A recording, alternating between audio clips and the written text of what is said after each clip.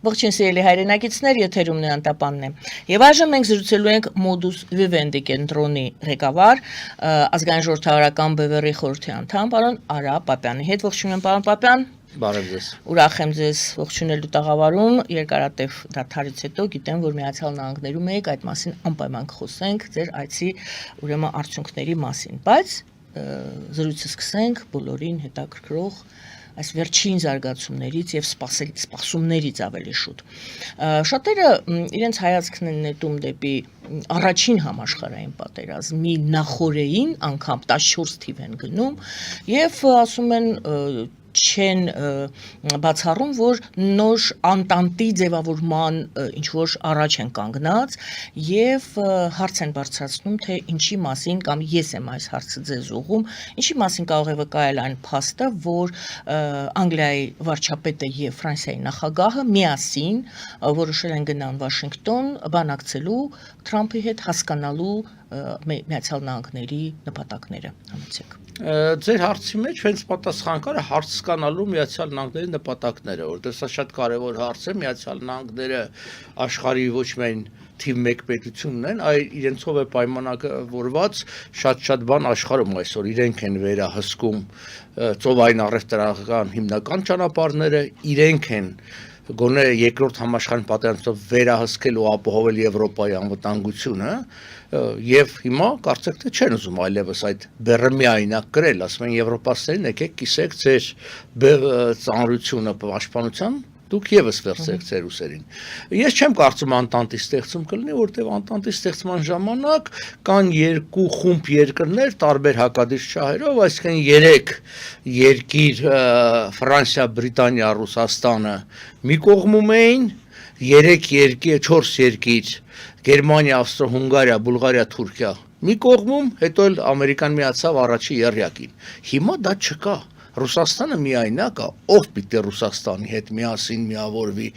իր ավանդական դաշնակիցների եւ Ֆրանսիան եւ Բրիտանիան արդեն վաղուց Ռուսաստանի դաշնակիցներ չեն, այնպես որ սա ավելի շատ իմ կարծիքով գնում է ռուսական նախկին կայսրության բուն տարածքի տրոհման, վերափոխման, վերակերտման գործընթաց։ Բոլոր կայսրությունները քանդվել են ի վերջո, չկա որևէ կայսրություն, որ հավերժ լինի։ Կայսրություններ կան, որ միանգամից են քանդվում, կայսրություններ կան, որ փուլ առ փուլ։ Ռուսաստանը փուլային վիճակի մեջ է, այսինքն առաջի փուլը դա 90-ականների սկիզբն էր, երբ որ քանդվեց նրա ազդեցության արտաքին շերտը, այսինքն այն ինչ որ կոչվում էին սոցիալիստական ճամբար, Վարշավյան պայմանագրի երկրներ եւ այլն։ Դրա վրա կասեցվեց գործընթացը, որովհետև պիտի արևմուտքը մարսեր եւ հասկանար ինչ է կատարվում արևելյան Եվրոպայում եւ հատկապես Բալկաններում։ Այդ գործընթացը ավարտված է։ Հիմա բնականաբար արդեն պիտի անդրադառ լինի բուն ռուսական կայսրության տարածքին։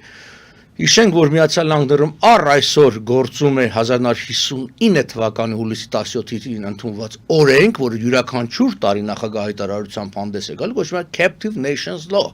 այսինքն գերյալ ազգերի օրենք, որտեղ թվարկված են այն երկրները, որոնք ռուսական կայսրության կողմից գերեվարված են կամ գաղութացված են, իմիջիալոց դրանց մեջ Հայաստանը շարունակում մնալ այդ ցանկի մեջ եւ բնականաբար այս գործընթացը գնալու է առաջ։ Ռուս-ուկրաինական պատերազմը դրա դրսևորումներից մեկն է, այսինքն ռուսական կայսրության նկարտումների եւ անկախացող երկրների ձգտումների։ Հիմա ռուսական դաշնությանը Ռուսաստանը կարելի է շատ արագ պարտության մատնել, այդ խնդիր չէ արևմուտքի համար։ Եվ շատերը դժգոհ են ինչու միանգամից զենք չի տալիս, ասենք Ուկրաինային հարցը վերջացնելու, որտեղ խնդիրն այլն է, այսինքն այս process-ը պետք է երկարաձգել, թուլացնել Ռուսաստանը ներսից, որ գործընթացը, այսինքն այլ դրսևորումներ ունեն, այսինքն բուն Ռուսաստանի դաշնության համար եւս։ Մենք կարծում ենք այդ փուլի մեջ ենք։ Մինչ Թրամփի այս վերջին շաբաթվա հայտարարությունները թերևս բոլորը կարծում են այդ սցենարով է ամեն ինչ գնում եւ հիմա այդ նորից ասեմ այս վերջին հայտարարություններից հետո սկսեցին մտածել արդյոք Թրամփը օգնում է հակառակն է անում, օգնում է վերականգնել Ռուսաստանի կայսրությունը անգամ։ Կայսրություն ասել չէ, բայց հողային այդ կորուստները խորհրդային միության փլուզումից հետո նախ ինչ ունենք հիմա մենք Մենք ունենք խոսակցություններ պարզապես, հայտարարություններ, ելույթներ, մի կիսահանդիպում, որտեղ ըստեցան դա բանակցություն էլ չէր, կողմերը ընդունեցին, որ պիտի նշանակեն ներկայացուցիչներ, որոնք կսկսեն բանակցությունները, դա Լավրովի հայտարարություն, անգամ բանակցություններ չեն սկսել։ Հետևաբար ինչ ի վերջո կգա արդյունքում մենք չգիտենք։ Իմ կարծիքով ես ասեմ իմ կանխատեսումը Ռուսաստանի համար որը լավ բան չի գա, որտեվ այն ինչ որ այսօր փորձում են գնահատել որպես պրոռուսական դիրքորոշում եւ ուկրաինացիք նեղված են դրանից, որտեվ ասում է այս գրավյալ տարածքները Ռուսաստանը կշարունակի պահել, բայց նրա ճանաչումը, ասենք անեքսիայի ճանաչում մենք չենք ընդունի եւ այլն, դա դիտարկվում է, այո, ուկրաինացի կողմից վատ, բայց դա ըստ էության մի մեծ թակարդ է Ռուսաստանի համար, որտեղ դրա հետ միասին գալիս է այլ պահանջ, դա այդ տարածքում կամ դրա երկայնքով ՆԱՏՕ-ի երկրների զորքերի տեղակայում։ Այսինքն ստացվում է մի վիճակ, որտեղ Ռուսաստանը պարտվեր Ուկրաինային, եթե պարտվեր, սահմանի երկայնքով պիտի կանգնեին ուկրաինական զորքեր, որոնք պակաս վտանգավոր են Ռուսաստանի համար։ Հիմա այսպես կոչված այս հաղթանակի դեպքում կանգնելու են ֆրանս-բրիտանական զորքեր, որոնք ավելի վտանգավոր են Ռուսաստանի համար։ Հիմա սրանցից ո՞րն է լավ տարբերակը։ Այսինքն փակ-փուկ բարձ դնելով Ռուսաստանի գլխի տակ վտանգներ են ավելի վտանգավոր իրավիճակ է ստեղծվում Ռուսաստանի համար, հա։ Դրա համար ես չեմ կարծում Պուտինը, որտեղ արդեն կան ինչ-որ հայտարարություններ, համաձայնից են եւ պատահական չէ, որ Պուտինը զանգահարել է Չինաստանի ղեկավարությանը, փորձում է նրանց ներքաշել, որտեղ միակույսը այսօր Ռուսաստանի համար Չինաստանն է։ Չինաստանն էլ իհարկե չափավոր ներգրավվածություն ունի եւ կունենա, որտեղ հատկապես վերջի պատժամիջոցները նավթի գնումների հետ կապված, ասենք եւ Չինաստան անգամ Թուրքիային զսպում են, նրանք հասկանում են, որ Միացյալ Նահանգների եթե շուկան փակի իրենց արչև, իրենց ապրանքների արչև, ապա իրանք հսկայական կորուստներ են ունենալու։ Այսինքն աշխարհաքաղաքական խաղերը լավ են, բայց տնտեսությունը պակաս կարևոր չի։ Դա համար զուս կմնան այս հարցով։ Մեզ առումով, հայերիս առումով, սա մի անգամ եւս ցուցանիշ է այն բանի, որ Ռուսաստանը որպես Հայաստանի անվտանգության երաշխավոր չի կարող հանդես գալ, ոչ միայն անպատճառով, որ ինքը դրա կարողությունը այլևս չունի, այլ նաև այն պատճառով, որ չի էլ կարող ունենա գերագնահատվածը ինչ որ ոգևորվել են, ասում են հանդիպեցին, արդեն հասել են այն վիճակի, որ մի հանդիպումը կամ հեռախոսազանգը Թրամփի, ասենք Պուտինին կամ Լավրովի հանդիպումը Ռուբիոյի հետ դա մեծ հաղթանակ է, դա ինչ արդյունքը դրա, ինչ է շոշափելի արդյունքը։ Այնպես որ մեր խնդիրը դիմանալն է, բայց այդ դիմանալն էլ կարող ենք անել միայն արևմուտքի հետ։ Այնուամենայնիվ, այո, մեր տեսանկյունից պետք է այդ ամեն ինչը դիտարկենք, դրա համար դեռ նորից հետ գամ իմ սկզբնական հարցերին, Ֆրանսիայի մասնակցությունը, Ֆրանսիա-Բրիտանիա մենք խոսեցինք, դա ինչ իմացին է վկայում, ինչու եմ ասում, որտեղ դե Ֆրանսիան գիտենք, որ մեզ գործընկեր է եւ Միացյալ Նահանգների հետ խաղացած ստորագրեցինք, ուզում ենք հասկանալ այդտեղ ինչ կարող է լինել եւ մեր շահերը այդտեղ որտեղ կարող են վտանգվել եւ երկրորդը արդյոք ՆԱՏՕ-ն փլուզվում է, ինչպես ասում են, եթե փլուզվում է, ապա ինչ է դրա փոխարենը կառուցվում։ Սկսենք Ֆրանսիա, Միացյալ Նահանգներ, այնտեղ խորացող ճգնաժամ է, թե ճշտում են իրենց դիրքորոշումները։ Ես մշտապես քաղաքականությամբ հետաքրքրվել եմ ու հիշում եմ դեռևս 60-ականների վերջից, այդ կար Մեջնարոդնե պանորամա եւ այլն։ Անընդհատ ասում էին դոլարը կործանվում է, ՆԱՏՕ-ն քանդվում է։ Անընդհատ, այսինքն ամեն շաբաթ այդ հայտարարությունը կա, ինչպես միշտ հիմա մենք տեսնում ենք դոլարը կա նույնքան կայուն է, ՆԱՏՕ-ն էլ չի քանդվում։ Այդ Ռուսաստանի իղձերն են, այսպես ասած։ Դա ցանկություններ են, որոնք ասում են, հա, դժվարություններ կան եւ միշտ են եղել։ ՆԱՏՕ-ն շատ ավելի լուրջ դժվարությունների առջեւականքն է, մասնավորապես երբ որ թուրք հունական հակասությունը, որը ներ-ՆԱՏՕ-ական հակասությունը սրվում էր, իրանք պարբերաբար կանգնում էին պատերազմի շեմին, անգամ բախումներ էր լինում, նաև հակասությունները առաջանում, ասենք Ֆրանսիա եւ այլ երկրներ, հիշում եք, որ ժամանակին Ֆրանսիան անգամ դուրս եկավ 67-68 թվականներ դուրս եկավ ՆԱՏՕ-ի ռազմական կոմիտեից եւ այլն, եղել է այդ ամբողջը, բայց էլի ՆԱՏՕ-ն կա, ինչու՞, որովհետեւ Եվրոպան այսօր ինքը միայնակ ի վիճակի չէ եւ չէ ուզում ծախսա, ապահովելու իր անվտանգությունը։ Միգուցե երբ որ Ռուսաստանը վերջնականապես կտրողվի, այդ ժամանակ կարող է եւ ինչ որ այլ բան փոխվի։ Իմիջիայլոց ասեմ, որ ՆԱՏՕ-ի գոյության անիմաստության մասին 90-ականների սկզբին շատ ավելի խոսակցություններ կար, որտեղ ասում էր դե ՆԱՏՕ-ն հակակշիռ էր Վարշավյան պայմանագրի երկրներին, Սովետական միությանը, հիմա քանի որ չկա Սովետական միություն եւ այդ Վարշավյան պայմանագիրն էլ արդեն լուծարվել է, ուրեմն ՆԱՏՕ-ն էլ անիմաստ է եւ ինքնալուծարվի կամ բանի պետք չի, բայց դրանից հետո ընդհակառակը ՆԱՏՕ-ն ավելի ընդլայնվեց, մեծացավ եւ հզորացավ։ Ուրիշ բան որ այո կա այդ հակասությունները մասնավորապես շատ ավելի լուրջ հակասություն Թուրքիայի եւ ՆԱՏՕ-ի մյուս անդամ երկրների միջև հիմա եթե ՆԱՏՕ-ն տրոհվեր եթե որ հնարավոր չի այո դա կլներ Հայաստանի Հանրապետության շահից որովհետեւ Թուրքիան կմնար առանց ոնց որ ասած ՆԱՏՕ-ի եւ իրեն այլևս այսօր որևէ նոր կազմավորվող նման կառույցի չէին ընդունի իրեն ժամանակին 1952-ին ընդունեցին Հունաստանին եւ Թուրքիային միաժամանակ որպես հարավային ֆլանգի ՆԱՏՕ-ի պաշտպանական հենակետ սովետական միության դեմ էր հիմա այսօր Թուրքիան չի կատարում այդ գործառույթը ավելին Ռուսաստանի հետ համագործակցում հա բայց քանի որ ՆԱՏՕ-ի պայմանագիրը այդ Վաշինգտոնյան պայմանագիրը չի նախատեսում վտարման գործընթաց չգիտեն Թուրքիայից ո՞ց ազատվես, Թուրքիան պիտի կամավոր դիմի։ Ես այսպես ասեմ, ժամանակին այդ թեման Վաշինգտոնում խոսակցություն եղել է, դες ոնց ասում միտք ես գցում, ես խնդիր չի, լուծարեք ՆԱՏՕ-ն։ Լուծարեք ՆԱՏՕ-ն եւ նույն օրը ձևակերպեք, ստորագրեք, այսինքն երկու փաստաթուղթ դրված լինի երկի ղեկավարների արչև մեկը որ իրենք դուրս են գալիս ՆԱՏՕ-ից դուրս գալու իրավունք ունես քեզ անելու իրավունք չունեն այսինքն դադարեցնում են մեկ փաստաթղթերը որ օրինակ ստեղծվում է չգիտեմ ՆԱՏՕ 2 կամ ինչ որ մի այլ անունով կառույց ինչով է տարբերվում ՆԱՏՕ-ի այդտեղ Թուրքիան չի լինի Այսինքն Թուրքիայի հանելու Այո, Թուրքիայի հանելու խնդիրը եւ այն երկրներին կարող եք ընդունել, հաճախ ալնում, չէ՞ որ դուք ուզում եք մեկից ազատվել ինչ որ մի հիմնարկությունում եւ օրենքը դա ձեզ թույլ չի տալի, դուք լուծարում եք այդ հիմնարկությունը, ստեղծում եք մեկ այլ հիմնարկություն եւ ձեզ ուզեցող մարդկանց ներգրավում եք այդ բանի մեջ։ Իսկ գուցե Թուրքիան է հակառակ այդ ձեր տրամաբանության հենց տրամաբանությամբ հակառակ գործողություն է անում, փորձում է տրոհել, ամեն ինչ անել որպեսզի տրոհվի ՆԱՏՕ եւ իր շուրջը ստեղծվի նոր ՆԱՏՕ 2։ Թող ստեղծի, բայց ինքը չունի դրա ոչ կարողությունը, որը ես որևէ երկիր չեմ տեսնում, որ կուզենա Թուրքիայի հետ ՆԱՏՕ 2 ստեղծի եւ այլն։ Հետո պիտի հասկանալ, որ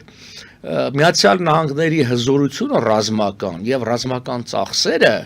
մոտավորապես 300 հիմա 900 կներեք 30 միլիարդ են միայն Պենտագոնի, բայց եթե հաշվենք, որ այլ կառույցներ կա, որ ռազմական ներգրավվածությունն է, 1 տրիլիոն ավել է։ Դա ավելի է, քան աշխարհի իրեն հաջորդած 9 երկրների ռազմական ծախսերը։ Այսինքն ինչու են այսքան անհանգստացած Ամերիկայի ասենք դուր ավելի պասիվության, որտեղ այդ ծախսը պիտի վերցնեն իրենց վրա, բայց ես կարծում եմ այս հարցերում, ռազմական ծախսերի հարցերում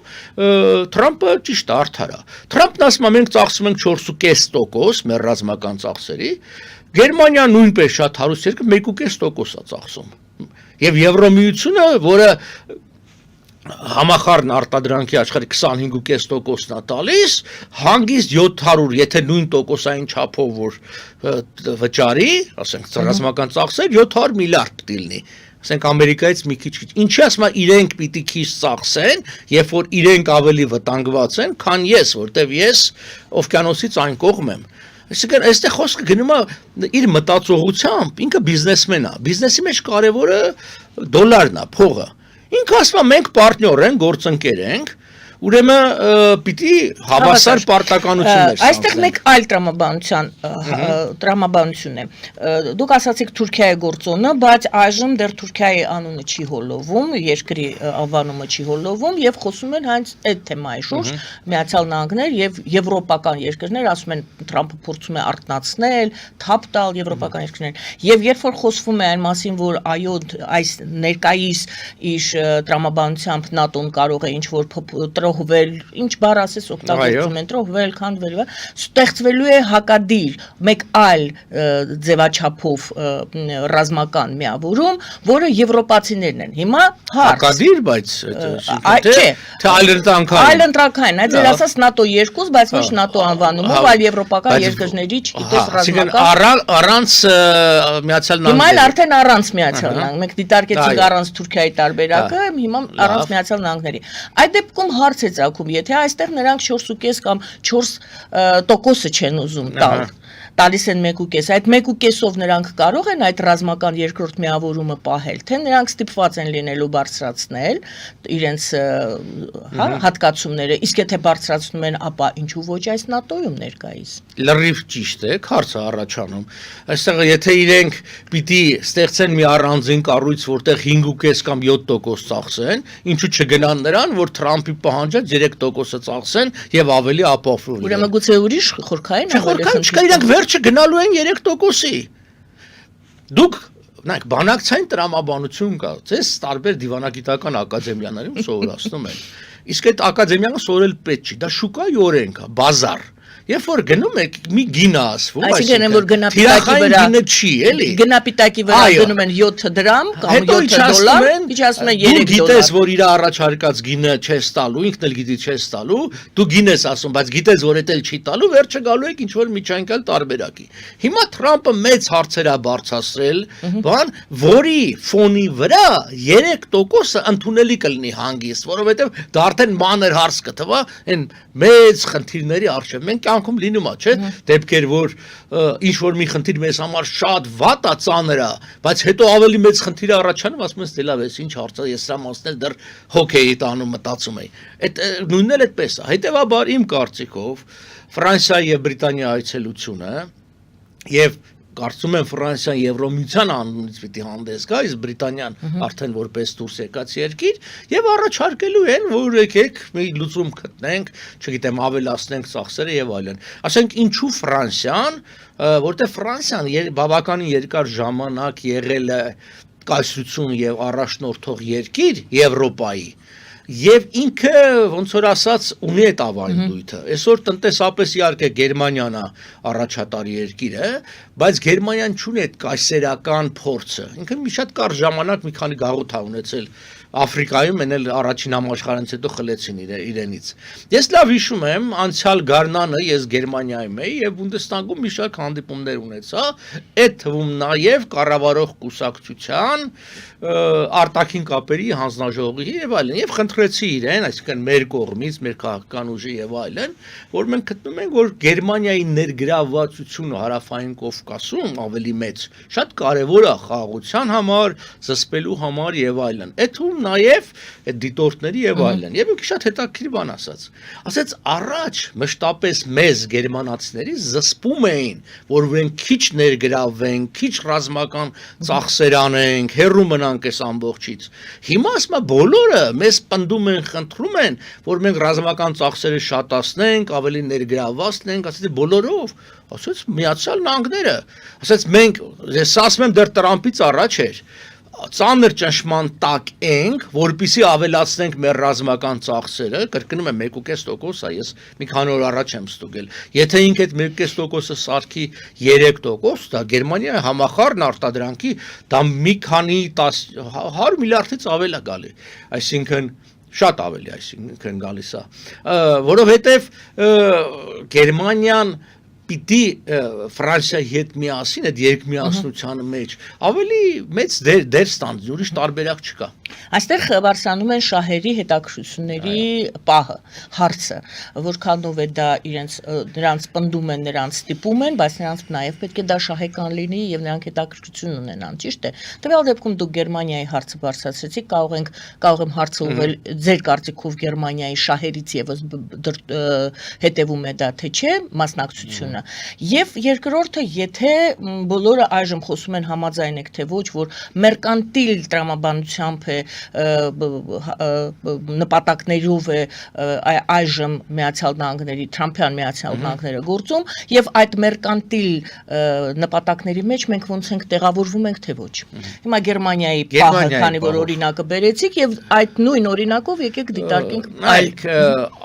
ամեն ինչ ունի իր դրական եւ բացասական կողմերը։ Հիմա Գերմանիան պիտի հաշվարկի, ասենք Ամերիկան պնդում է, պահանջում է, հորդորում է, ով ինչ բառով ուզում է ասի, որ ինքը ավելի ծախսանի, ավելի ներգրաված անի։ Գերմանիան ընդհանրենք չի ուզում, թե ուզում է բնականաբար ինքն էլ է ուզում դերակատարություն ունենա, բայց ոչ այդքան խանդավառ է։ Հիմա մյուս կողմից ինչ ասում Տրամփը։ Ասում է լավ, չեք ուզում, մենք այսքան ծախս ենք անում, մենք ձեր ներմուծման ապրանքի վրա տարիֆները կբարձրացնենք, Գերմանիա դու հսկայական ավտոներ ես քանակությամբ ծախում մեր շուկայում, ես դրանցից կգանձեմ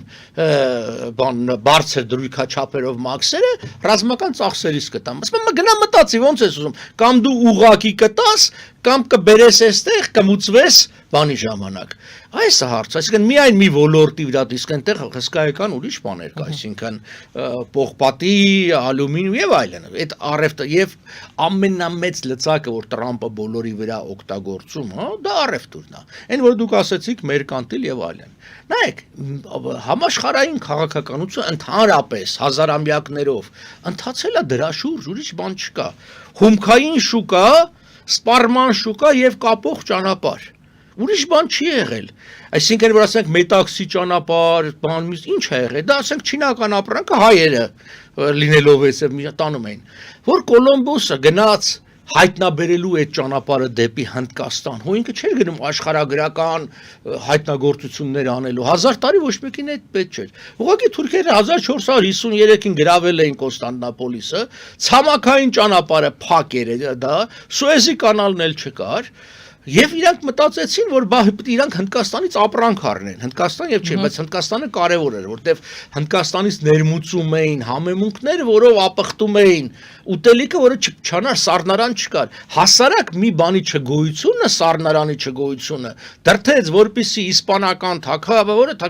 հսկայական փող դնեն ու արդեն պատկերացում կար, որ աշխարհը գնդաձև է, ասում են դե որ ուղարկենք արևմուտք, այնտեղ արևելքում պետք է հասնի ինչ որ Հնդկաստան։ Մենք ինչու են տեղաբնիկներին Ամերիկայի կոչում, մենք հնդկացիներ ենք կոչում, մյուսները Ինդիան, որտեվ Ինդիա էին գնում, Հնդկաստան էին գնում գտնելու։ Էլի այդ ասած մերկանտիլն ա եղել։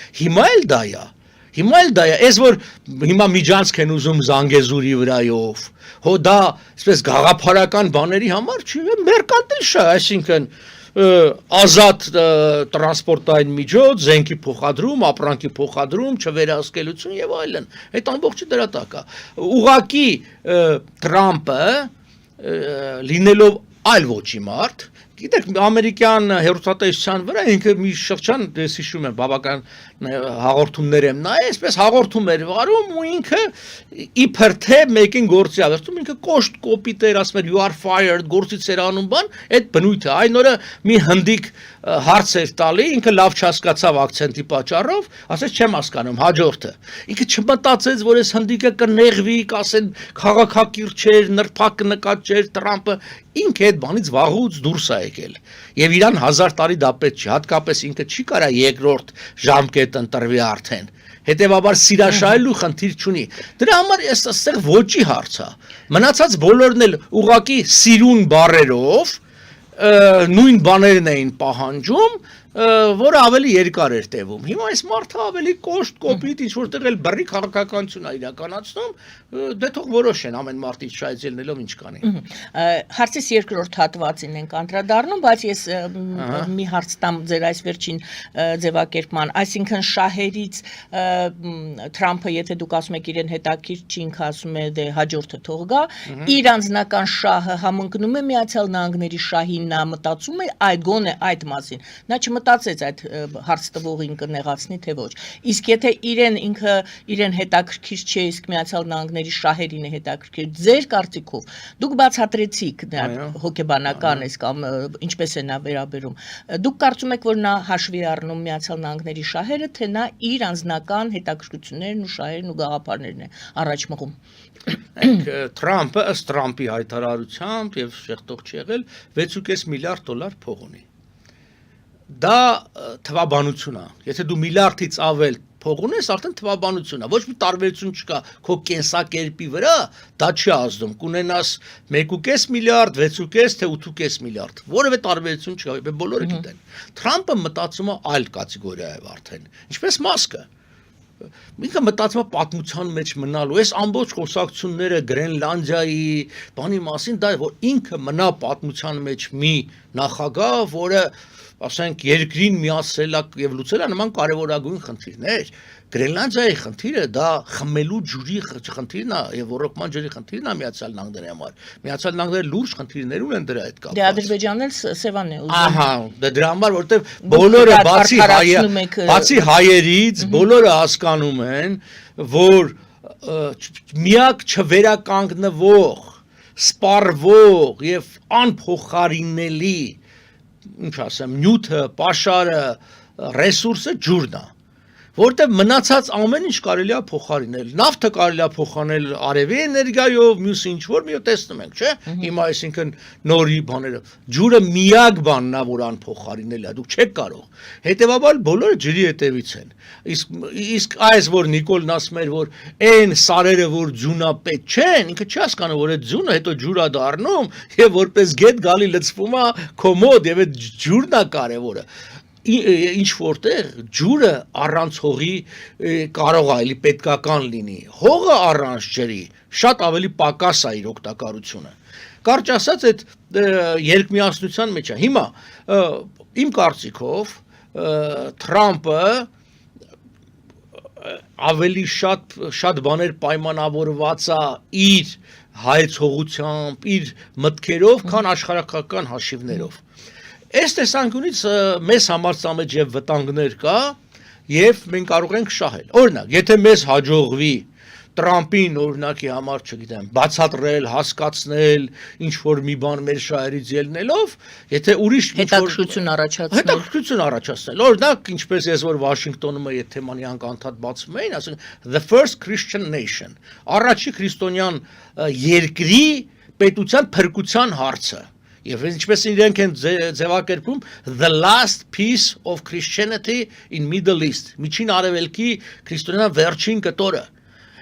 Եվ դա իրանց համար համոզում է, իրենք այսօր Իսրայելին որ աջակցում են, շատերը թվում է ասում են սիոնիզմ, բայց ինչ են իրանք հաջող, որտեվ իրենց հաջողվել է ամերիկյան հասարակությանը համոզել, որ իրանք Աստծո ընտրյալ ժողովուրդն են, եւ հսկայական թվով միլիոնավոր մարդիկ պաշտպանում են Իսրայելին, որտեվ դա Աստծո կամքն է։ Հիմա երբևէ գոնես վերջի 100 տարվա մեջ առաջին համաշխարհային պատերազմը կրոնը այդքան կարևոր դեր չի ունեցել ամերիկյան քաղաքականության վրա, ինչքան հիմա, եւ դա բացահայտ է։ Հիմա կարելի է կասկածել Թրամփը հավատացյալ է թե չէ, բայց ինքը շատ լավ հասկանում է, որ իր ընտրական հենարանը դա հենց այդ քրիստոնյա, ասես ասած միջին Ամերիկայում ապրող քաղաքացիներն են։ Այն ավանդական ամերիկյան ընտանիքները, որոնք դեռևս 4-ից 5 երեխա են ունենում, որոնք ամեն կիրակի օրը գնում են եկեղեցի, աղոթում են եւ այլն, որտեվ հայերի սխալ պատկերացմամբ ամերիկան դա Նյու Յորքն է կամ Լոս Անջելեսը, ոչ Նյու Յորքը, ոչ Լոս Անջելեսը ամերիկյան քաղաքակրթություն ցույց չեն տալի։ Դրանք բան են, միջազգային, այսպես համաշխարհային քաղաքներ են, կենտրոններ են։ Ամերիկա հասկանալու համար դեռևս Իլֆ ու Պետրովը մի գիրք էին գրել «Одноэтажная Ամերիկա»։ Այդտեղ պիտի գնաս, որտեղ դեռ շարունակում են այդ ավանդույթները բան։ Հիմա Թրամփը դրանց պիտի սիրաշահի։ Թրամփը պիտի, որտեղ հանրապետական կուսակցության քվետվողները նրանք են, եւ եթե նայում եք նույն այս վերջին ընտրությունների տվյալներին, իրենց ամենամեծ հաղթանակները եւ տոկոսային առումներով հենց նման նահանգներում են, օրինակ նույն Կալիֆոռնիայում հանրապետականները միշտ պարտվում են, դա դեմոկրատական բանա, state-ը, նահանգ է, նույնն էլ, այսինքն շատ իսկեն որտեղ էմիգրանտները շատ են, որտեղ խառը բնակչություն կա, որտեղ ոչ քրիստոնյա բնակչության թիվը շատ է, այնտեղ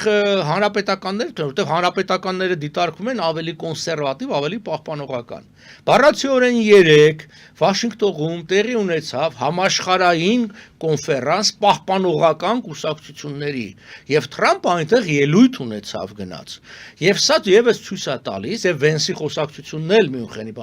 այդ համաժողովի ժամանակ նա որ այս գործընթացը համաշխարհային գործընթաց է եւ մենք տեսնում ենք որ Եվրոպայում եւս աչերը թափ են հավաքում այդ աչը մի տեսակ վիրավորական բան է ասվում բայց աչը ասեմ նա պահպանողական ուժերն են մարդիկ ասում են որ մեր ինքնությունը վտանգված է որպես եվրոպացի որպես քրիստոնյա ազգեր եւ մարդիկ չեն ուզում օրինակի համար որ ասենք Ռամադանի օրերին իրավունք չունենան Փարիզի բացօթյա սրճարանում սուրճ խմելու, որովհետև դրանով վիրավորում են ինչ-որ մուսուլմանների։ Ասում են մենք իրանց կրոնը հարգում ենք, թող իրանք իրանց ոնց ուզում են ապրեն, բայց չպարտադրվի մեզ մեր երկրում, մեր տանը այնպիսի վարք ձևավորել, որ իրենք չնեղվեն, նեղվում են, թող գնան։ Շատ օրինակ Ավստրալիան հստակ այնտեղ օրենքներ ընդունեցին, Շվեյցարիան եւս, որ ոչ մի մսկիթի կառուցում Ավստրալիան ասեց, որ եթե Ավստրալիայում եք, պարտավոր եք հարգել տեղական օրենքները։ Ասածս որն է, Հայաստանի, այ որը այսպես է, չի արծես, ինչով մենք կարող ենք շահագրգռել իրենց։ Այս գործոնը, այսինքն կրոնական գործոնը, սա նուրբ հարց է, բայց սա կարա շատ օգտակալն է, թե ճիշտ օգտագործվի, ճիշտ խաղարկվի այս ամբողջը։ Ես այդտեղ ուզում եի այդ կոնտեքստում ուզում եի մեջբերեի Վենսի խոսքից մի հատված, նա ասում է, որ ոչ Միացյալ Նահանգները, ոչ Եվրոպան չեն կարող վերականգնվել որպես քաղաքակրթություն, եթե թույլ տալով միլիոնավոր չստուգված անօրինական ներգաղթյալների, եւ դա պետք է դադարեցվի։ Նրանք խոսում են արդեն ոչ թե պաշտպանելու, այլ վերականգնելու իրենց քաղաքակրթությունը, այսինքն իրենք շատ կարևոր են համարում, այո, այդ քրիստոնեական հիմքը։ Այո, եւ ես այդ մեջբերումից ուզում եմ հատուկ ընդգծել անօրինական բառը։ Անօրինական ներգաղթյալներն ամեն ինչ կեղծվում մի տեսակ, ասում դեմ են ներգաղթյալներին ոչ, դեմ չեն։ Իրենք օրինականին կողմ են, բայց ինչու՞ պիտի անօրինական։ Այսինքն, երբ որ լուսանկարները նայում եք, հազարավոր այդ անօրինականները լցվում են ինչ որ կամ Թուրքիայի կողմից կամ, չգիտեմ, անգամ Ուկրաինայի վրայով, ասենք Աֆղանստանից, Իրանից, հիմնականում դրանք 20-ից 40 տարեկան տղամարդիկ են եւ այդ ամբողջը ներկայացվում է իբր թե բաներ գաղթականներ, կանայք, երեխաներ, չէ, այդպես չի, այսինքն ռեֆյուջի հասկացությունը, ասենք ռեֆյուջ ապաստան խնդրողները դրանք պիտի լինեն այդ խոցելի խավերը դա տնտեսական բան է ներգաղթ է այսօր կատարվում եւ ամենավտանգավորը այստեղ հենց դա է իրանց համար որ նայեք, երբ որ հայը գնում է որևէ երկիր, ինքը ոնց է դրսևորում իրան։ Ինքը պահելով իր ինքնության մի մասը, ասենք ունենալով մի հատ եկեղեցի, չգիտեմ, դպրոց, գուցե տունը տոլմա ու խորոված ուտելով ինքը հայ է համարում, բայց ինքը որևէ երկրում չի պարտադրում տեղացիներին ապրել իր ուզած ձևով։ Այս ամբողջ խնդիրն է, որ այդ վերականգնման մասն է, որտեվ այո, արդեն եւ օրենսդրական մակարդակով եւ ինքը այդ օրինակները բերում էր, որ մարդուն աղոթելու համար բան են անում, տուգանում են կամ պատժում են եւ քրիստոնյաներին աղոթելու համար։ Իսկ ասենք նույն մուսուլմանը կարա փակի փողոցները եւ դու ոչինչ չկարողանաս անել։ Այսինքն մենք եկել ենք մի բան, որը վերջի 20 տարում նկատելի էր իսլամի քաղաքականությունը։ Չէ, թալիբները, ISIS-ը եւ այլն, իսլամական պետք, այդ չի կարող պատահի քաղաքականության մեջ մի կրոնը քաղաքականացվի, իսկ մյուս կրոնը, որ այդ քաղաքականացման հետևանքով տուժում է եւ ազդեցության տակ է, լուր մնա, ուշ թե շուտ պիտի արձագանք լիներ եւ արձագանքը հիմա կա։ Ես փորձեմ այդ երկրորդ իմ հարցից, թե ինչով Հայաստանը, եթե դիտարկում ենք, որ մերկանտիլ նպատակներով է առաջնորդվում Թրամփը, ես հարցրեցի Հայաստանը ինչով կարող է հետաքրքիր լինել, դուք պատասխանեցիք կամ ձեր պատասխանից բխում է, եթե ես ճիշտ եմ հաստատում եք, եթե ոչ շտկում եք եւ ձեր ձևակերպումն եք տալիս, դուք ասացիք ոչ միայն մերկանտիլով են նրանք առաջնորդվում եւ գաղափարականը բերեցիք եւ այդ գաղափարականի մեջ մտնում է պահպանողականությունը, վերականգնումը արդեն ոչ միայն պաշտպանումը իրենց քաղաքակրթության, իսկ քաղաքակրթության հիմքը քրիստոնեությունն է իրենց եւ այդտեղ Հայաստանը մեծ անկյունակարային երկիր է դառնում, եթե ես ճիշտ հասկացա։ Այո, եւ այսպես կոչված այդ մերկանտիլիզմը ինքը ավելի շատ օգտագործում է հարուստ եվրոպական երկրների նկատմամբ, նրանց հետ ունենք ավելի այսպես գործընկերային բան, այսինքն ծախսի, գումարի, փողի հարցը, բայց օրինակ իսկ Իսրայելի հարցով մերկանտիլ են։ Ոչ։ Իսրայելը հենց գաղափարական աջակցություն է։ Իսրայելը որևէ նյութական շահ չի ապահովում Միացյալ Նահանգների համար, անգամ ռազմական շահ չի ապահովում։ Իսրայելի ամբողջ աջակցությունը դա գաղափարական, կրոնական աջակցություն է։ Ուղղակի մարդիկ այո համոզել են, որ իրանք Աստծո ընտրյալ ժողովուրդ են, իրանք դի գոյություն ունենան այնտեղ, մնացածը արդեն ձևակերպումների հարց է, միջազգային իրավունք եւ այլն եւ այլն։ Եվ Ռուբիոյի 3 օրի առաջվա հայտարարությունը, որ մենք Իսրայելի նման երկրների կարիք ունենք Միջին Արևելքում, ոչ թե Իսրայելի կարիք ունենք, իսրայելների կարիք ունենք։ Դե թող Հայաստանը մեջտեղ գա, ասի բանի մի հատ էլ ես եմ դրանից։ Այստեղ հիմա մենք գովազդի դուրս կգանք եւ գովազդից հետո այդ ձեր վերջին այս ձևակերպումից կսկսենք ինչ պետք է անի Հայաստանը ձեր կարծիքով որը համապատասխանի ձեր այդ ձևակերպմանը առաջ պետք է գա ինչպես շնորհակալ եմ շնորհակալություն սիրելի հայրենակիցներ որ մեզ դիտում եք այժմ գովազդ է այնուհետև ես տեսնում եմ զանգերել կան անպայման կանդրադառնամ նաև հեռախոսազանգերին գովազդի եթերում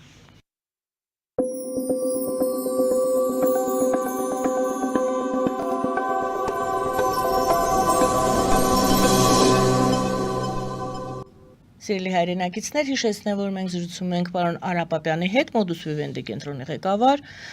ազգային ժողովրդական բևեռի խորհրդի անդամ պարոն Պապյան, մինչ գովազդը մենք խոսեցինք այն մասին, որ կարևորագույն հանգամանք է այն, որ Հայաստանը քրիստոնյա երկիր է, թեկուզ դուք ասում եք առաջին քրիստոնյա երկիրը, այո, առաջին քրիստոնյա երկիրն ենք այս տարածաշրջանում եւ դա մեր կարևորագույն հաղթաթղթերից մեկն է եւ հարցը այն էր, դուք էլ ասացիք Հայաստանը հիմա է ժամանակը, երբ որ առաջ գա եւ օգտագործի այդ իր հաղթաթուղթը։ Ինչպես է դա զուգորդվում կամ բացատրվում կամ զուգորդվում Փաշինյանի այս վերջին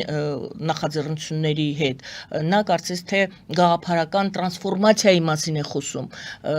ինչի մասին է խոսում Փաշինյանը այս կոնտեքստում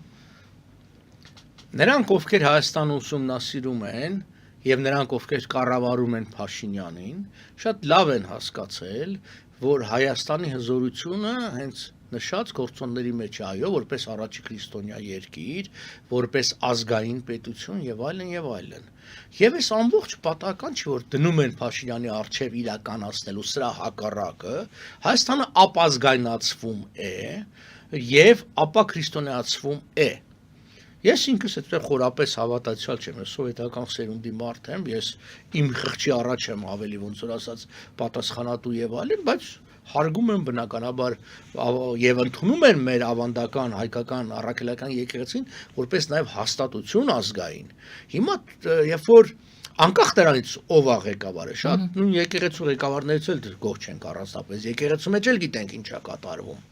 բայց ինչպես բյուրոկրատը չի ներկայացնում պետականության գաղափարը, նույնպես էլ այսինքն ինչ որ հոգևոր անձ չի ներկայացնում եկեղեցու առավել եւս մեր ազգային այդ արժեքները կրող կառույցի գաղափարը։ Փաշինյանը հակառակն անում։ Փաշինյանը ավիրում է, այսինքն այն խարիսխները, որի վրա մեր ինքնությունը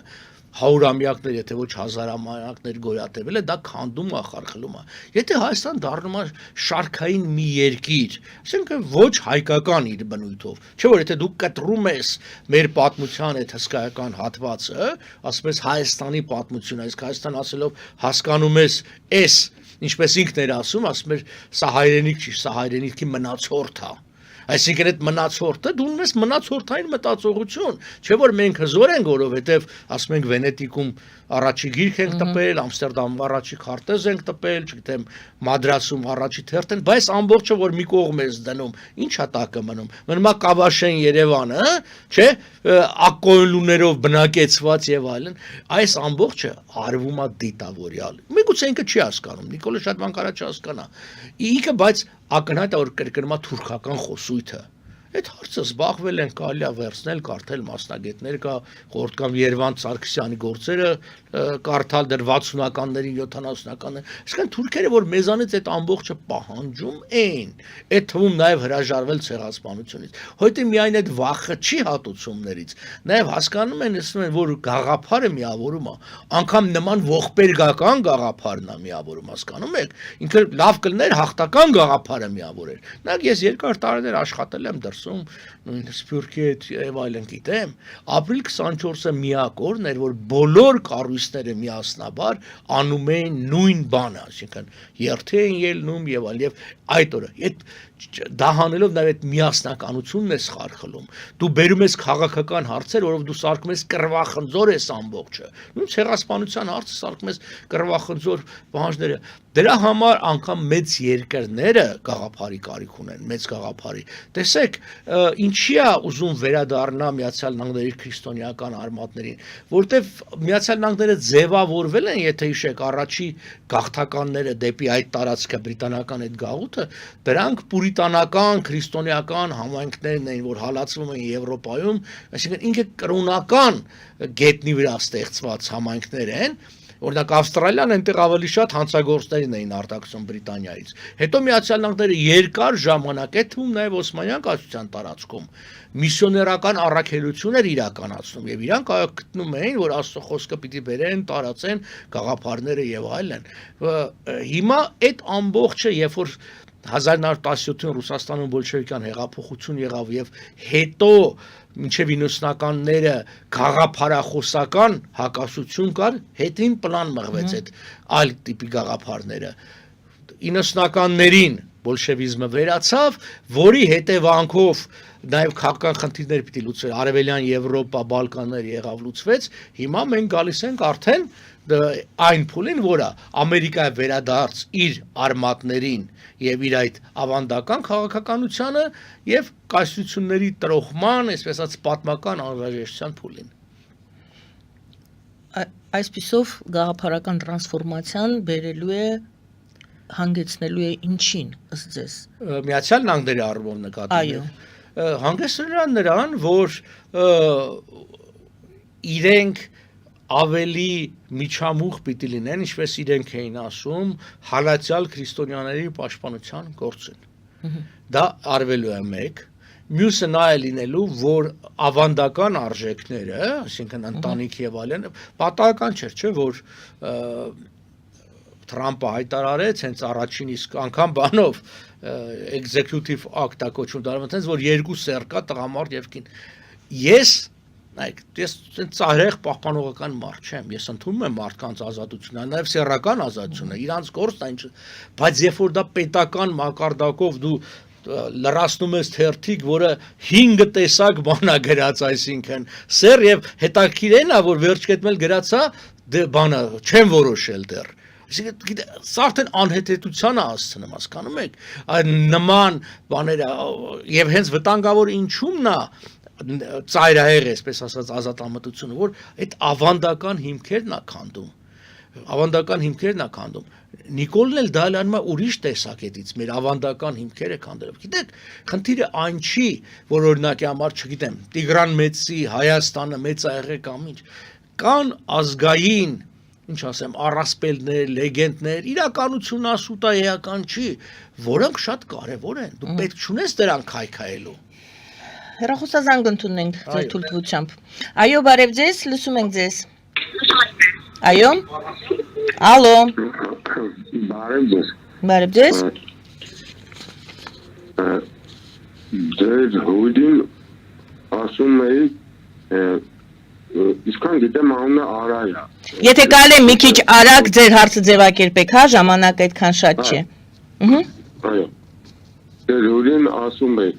ինքը ժամանակին ասում էր, որ Woodrow Wilson-ի դատավճիռը։ Այո։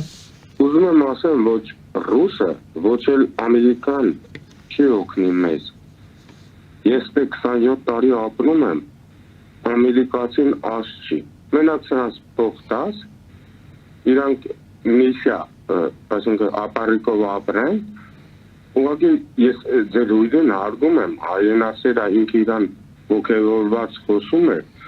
բայց ուղղակի զարմանում եմ, որ հույսը պետք է դնես։ Շնորհակալություն, հասկացա։ Հարցը ո՞րն է, հարցը։ Հարցը ըստ երևույթին, ես սիրելի հայրենակիցներ, խնդրում եմ ձևակերպեք հարցը, ձեր գնահատականները կարևոր են իհարկե, բայց եթե շատ կարճ եք ասում։ Վիլսոնյան Հայաստանի, այո, Վիլսոնյան Հայաստանի մասին էր հարցը, ինչու եք ձեր հույսը դրել, որ ինչ որ մեկը, տվյալ դեպքում չգիտեմ ինչու է Ռուսաստանը վկայակոչում, որտեղ Ռուսաստանը այս հարցում երևի թե մեզ ընկեր չէ, բայց Միացյալ Նահանգները նաև ինչու եք կարծում, որ ինչ որ մեկը կարող է աջակցել մեզ, որպեսզի Ես մենք դեռ պատասխանեմ, բայց նաև ասպան, իսկ դա ձեզ ինչի է խանգարում։ Ես իմ հույսում վրա եմ դրել։ Ես ձեզանից ինչ է, փող եմ ուզում, բյուջեից փող եմ ուզում, երկրի պաշտպանում, ես լավ եմ անում եմ, հույսս դրել եմ, պայքարում եմ, անում եմ։ Դուք էլ մի բան արեք։ 27 տարի Ամերիկայում ապրել, դեռ չի շակում Ամերիկայից բան հասկանալ։ Հասկանում եք, հո ապրելով չի։ Այսինքն ձուկն էլ է ջրի մեջ ապրում, բայց հո ինքը բան չի, ձկի մասնակից չի։ Իսկ այո Ամերիկայից, որովհետև դա Ամերիկային պետք է, այդ դա լծակ է, երբ որ Ամերիկան գա այն պահը միջին արևելքի վերաձևակերպման պահը, դա իր ձեռքը կարևոր փաստաթուղթ է։ Եկեք այստեղ կանգնենք եւ խորանանք, այո։ Եկան քրդական հարցը շատ կարևոր է Միացյալ Նահանգների համար եւ Իսրայելի համար։ Հիմա Սիրիայում գնում է այսպես ասած պետականության ձևավորման ինչ-որ սաղմեր քրդական, Իրաքում ինչ-որ բաներ կա եւ այլն, Թուրքիայի հակասությունները ասրվում եւ այլն։ Իմ խնդիրը ո՞րն է, իմ խնդիրը շատ պարզ է։ Ուսումնասիրել, պատրաստել, ասուսանել տնային աշխատանքը, գաղափարախոսական հենքը պատրաստել, որ երբ որ կգա պահը, այդ իր ասելով չի Ամերիկային պետքա թե պետք չի։ Ինքը չի կարա որոշի, որտեվ հաստատ վստահ եմ, որ ինքը թանապես Ամերիկայից բան չի հասկանում։ Չէ կարա հասկանա, որովհետև դու իմանաս ինչ է, դու պետք է լինես այդ Ամերիկայի քաղաքական հորձանուտի մեջ։ Ապրելով ոչինչը Հայաստանում էլ լիքը մարդ է ապրում, որը Հայաստան քաղաքականից բան չի հասկանում։ Ասած հետևյալն է, անում ենք, պատրաստում ենք, համապատասխան քաղաքական իրավիճակի դեպքում դա կարող է օգտակար լինել, վերջ։ Հարցը դուք մասամբ պատասխանեցիք այն հարցին, որը ես ուզում էի տալ, բայց այնուամենայնիվ ձևակերպեմ, որ դեպքում կարող է այս թեման բացվի Միացյալ Նահանգներում եւ ինչ պետք է պատրաստվի, ինչպիսի պատրաստվածություն պետք է ունենա հայկական կողմը, որպեսզի այդ պահը ճիշտ օգտագործի։ Միջին արևելքի վերաձևավորման պահին այդ փաստաթուղթը կդառնա արդիական կարևոր փաստաթուղթ։ Քրդական պետության ստեղծման համար այդ փաստաթուղթը կարևոր փաստաթուղթ է, որովհետև եւ այդ փաստաթուղթը եւ Սևրի պայմանագրի 62-րդ հոդվածը հստակորեն նշում են, որ Քրդստանի հյուսիսային սահմանը, որը որոշվելու էր Ուիլսոնի իրավարարվեճով, Հայաստանի հարավային սահմանն է։ Բալֆուրի դեկլարացիայով, որը ընդամենը մի նամակ է, կարող այսպես 4-8 տողանոց բան, դրա հիման վրա կարողացան հрьяաները պետություն ստեղծել։ Իրանք չասեցին, որ այդտեղ նամակ է, որը Բալֆուրին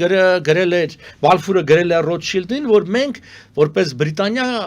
հրեական օջախ կստեղծենք, ոչ սահման կար, ոչ իրավարար, ոչինչ, դրանից կարողացան բան անել, հայրն էլ թող կարողանանք, ոնց որ ասած, լավ կլինի, չեն կարողանա, ուրեմն չեն կարողանա, եղածն էլ կկորցնեն։ Համենայն դեպս դուք ասում եք, դուք փաստաթղթավորման,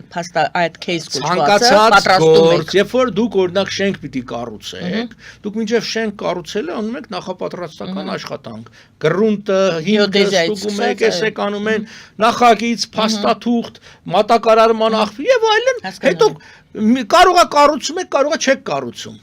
բայց դա պիտի արվի։ Հիմա մենք անում ենք ինչ որ անհրաժեշտ է, բայց ոչ բավարար։ Բավարար այն քաղաքական իրավիճակը կլինի, որը կարող է գա, կարող է չգա։ Եվ այստեղ մի հարց էլ, ինչ ես հեռախոսազանգը ընդունեմ, պետական այրերի իշխանությունների դիրքորոշումը շատ կարևոր է այս հանգամանքում, թե ոչ։ Իհարկե կարևոր է, նախ եւ առաջ չվնասելու առումով։ Իսկ Նիկոլ Փաշինյանի իշխանությունը բոլորից շատ նա վնաս տվեց այդ հարցով, իր այս հայտարարություններով եւ այլն, կարևոր է։ Շնորհակալություն։ Այո, լսում ենք ձեզ։ Բարև ձեզ։ Բարև։ Ես նախորդ զանգովի հետ իհարկե համաձայն եմ, բայց այստեղ մի վիսունի իրարարվեցի ոնց որ ասած մի տարբերակ գուցե կարելի է քննարկել։ Տեսեք, Թուրքիան Ադրբեջանը ճանապարհ են ուզում։ Հնարավոր է որ Հայաստանը պահանջի Հայկական Հանրապետության 18 թվի սահմանները եւ ելք դեպի ծերծով։ Եվ դրանով վիսոնի իրարարվեցի ինչ-որ մի մասը ուղղակի ռեալիզացվել։ Ինչ է կազմում, դա հնարավոր գաղափար է, թե չէ։ Շնորհակալություն։ Նախ Հայաստանի Հանրապետության լրիվ հակառակ բանն է իրականացնում, հետևաբար, չէ, ամեն ինչ էլ կարելի է բանակցել, ստանալ կամ չստանալ, բայց խնդիրը հետևյալն է, վճիռը հստակ սահմաններ ունի։ Եթե դու դա չես ուզելու ես ավելի քիչ, ուրեմն պետք է լինի նոր փաստաթուղթ պիտի ստորագրես։ Այստեղ հարց է գալիս, այդ վճիռը ընդունված է որպես անբեկանելի փաստաթուղթ։ Դա վերանայել չի լինի, այսինքն խոսքը հետևյալն է, արդյոք դու Թուրքիայի հետ կարող ես բանակցել եւ նոր փաստաթուղթ ստանալ եւ ելք ստանալ։ Եթե կարող ես բանակցի, բայց դա որևէ կապ չունի Ուիլսոնի իրավարարվեցի հետ։ Փորձում ենք ամփոփել այդ հատվածը եւս, փաստորեն ստացվում է, որ կարող է գալ այդ պահը, X պահը, որտեղ այս Ուիլսոնյան դատաբանը վճիռը, իրավարար վճիռը կարող է նորից բարձրանալ եւ գործոն դառնալ։ Իհարկե կրկնում եմ, հատկապես Միացյալ Նահանգները չեն հրաժարվում, երբևէ չեն հրաժարվել, որևէ երկիր երբևէ չի հրաժարվել դրանից, չի էլ կարող ըստ էության հրաժարվի, պարզապես ըստ իրավիճակի պիտի լինի։ Երբ որ ես մի 14-15 տարի սկսեցի լուր զբաղվել այս հարցերով, բոլորն ասում էին Թուրքիան, Միացյալ Նահանգները եղբայր երկիր է, երբեք հակասության մեջ չեն։ Անցել է 15 տարի, որը պատմականորեն ակնթարթ է, մենք տեսնում ենք այդ հարաբերությունները արդեն այլ են։ Կարող է 5 տարի հետո լրիվ այլ լինի, այսինքն հոգուտ մեզ լինի, կարող է ի վնաս մեզ լինի։ Խնդիրը հետևյալն է, պետությունները պիտի տարբեր հնարավորությունները մշտապես, ոնց որ ասած, ծրագրավորեն, պատրաստեն, ունենան, ըստ իրավիճակի փոփոխեն, որ ըստ իրավիճակի օգտվեք։ Գիտեք, Սուզան Ավերի մեջ ոնց է։ Սուզան Ավերի մեջ դուք քեզ չի ասում ինչ պիտի անես, երբ որ վիճակը։ Դու ունես բոլոր իրավիճակների համար մշակված պլաններ, եւ կապիտանը մի բան պետք է որոշի, ասում է համար 4-ը, համար 6-ը։ Այսինքն բոլոր իրավիճակների համար պատրաստ եք, որ ասենք այս պայն համար 6-ը։ Շնորհակալություն, լսում ենք ձեզ։ Այո։ Երկու րոպե ժամանակ տակ որ շատ կարևոր բան եմ ասելու վերջնական մեր հայ ազգի գոյության համար։ Ես նախապես ասեմ, որ մեր ժամանակը վերջացել է, բայց ոչինչ, ասեք։ Որ եմ ասում, մեր լինել չլինելու հարցն է։ Պարոն Պապյանը շատ ամենի ճիշտ պարզաբանեց, ես համաձայն եմ։ Ռուսաստանի թույլատրեցին Գորբաչովին հանեցին, երկրորդեն Ուկրաինայի պատերազմի շինեցին։ Հիմա Ռուսաստան 30 տարի պետք տնտեսությունն է, նա ոչ մեկին չի կարող օգնել։ Հիմա կարևոր հարցը երկու հարց է մեր գոյության համար։ Առաջինը գնալ արևմուտք եւ երկրորդ որպեսի ժողովուրդը իմանա, որ վախ չունի, թող մեր տնտեսագետներին բերի եւ քաղաքագետներին կարևոր էկոնոմիստներին մենք տեսել ենք մութ ու ցուրտ տարիներ 2-3 տարի որ մենք երեխա ենք առաջի դասարանի ոչ իշխանություն ունենք ոչ մի բան չունենք կարողացանք հաղթան Ադրբեջանը հաստատեց մենք հաղթեցինք եւ չթողեցին ինչեւ Բաքունեստան գրավել հիմա մենք բանակ ունենք մենք Բարի ժամանակը քիչ է པարզ է ձեր հարցը པարզ է Հիմա մենք ունենք 10 միլիոն պարկ չանջադեք, 10 միլիոն պարկ, սողլի 12 միլիոն պարկ, որ մենք 3 տարի կարանք դիմանանք 2 բիլիոնը սող վերցնեն, 3 տարի դիմանանք, Եվրոպան մեզ սողնի, 3-5 տարու պարկերը կտանք 7-10 միլիոնը կպագենք և կդարնանք երկրորդ Իսրայելը մեր տարածաշրջանում և տնտեսությունը կզարգանա, ժողովրդի վիճակը, աշխատավարձերը կբարձրանան, բիզնեսը Եվրոպան Բարի, հասկանալի է, ես ուզում եմ անջատել, որտեղ դուք կրկնում եք արդեն, եթե հասկացանք եւ երկրորդը մեր տնտեսությունը զարգացնել։ Ուժեղացնել, պարտկանենք, էտա Շնորհակալություն, ստիպված եմ անջատել, որտեղ անդադ կրկնելը կրկնությունը չէի կարող ցույց տալ։ Արևմուտք եւ տնտեսություն երևի Սփյուռքը նկատի ունեն, որ Սփյուռքից էլ մասնագետներ կանչենք եւ հզորացնենք։ Նայեք, հարցը քաղաքական է։ դու կարաս Սփյուռքից մասնագետ կանչես, բայց քո քաղաքական գիծը Սփյուռքի հետ հարաբերությունները վատացնելն է, հարաբերությունները վատանա։ Սինանյանը ձեզ օրինակ։ Սփյուռքից բերել են, բայց ինչա ավելի մերձեցեց Հայաստանի հարաբերությունը Սփյուռքը։ Հետևաբար գիծը քաղաքական է։ Մարդիկ չեն կարողանում հասկանալ, ամեն ինչի հիմքը քաղաքական որոշումն է։ Եթե որոշել է, որ բյուջեն պիտի լցնի ժողովրդի կաշին քերթելով տուգանք, հարկերի բարձրացում անելու է, եթե ժողովուրդը չի դիմադրում։ Հետևաբար ժողովուրդը պիտի ընտրի այնպիսի իշխանություն, որի վրա այն ազդեցություն ունի։ Մնացածը արդեն երրորդական է։ Արևոտ գնալու մասին Նիկոլ խոսում, հա, բայց երբ որ նայում ենք շոշափելի ոչ մի քայլ դեպի արևմուտք չի արել բացի խոսակցությունից։ Շնորհակալ եմ այսօրվա զրույցի համար, շնորհակալություն սիրելի հայրենակիցներ, նաև ձեզ, որ մեզ հետ եք այս ընթացքում եւ շնորհակալություն բոլոր նրանց, ով հարցեր ուղեց մեզ։ Modus Vivendi կենտրոնի ղեկավար, ԱԺԲ խորհրդի անդամ Արա Պապյանն էր մեր զրուցակիցը, զրուցուվարում էր Գայանե Առաքելյանը, բարին ընձեզ։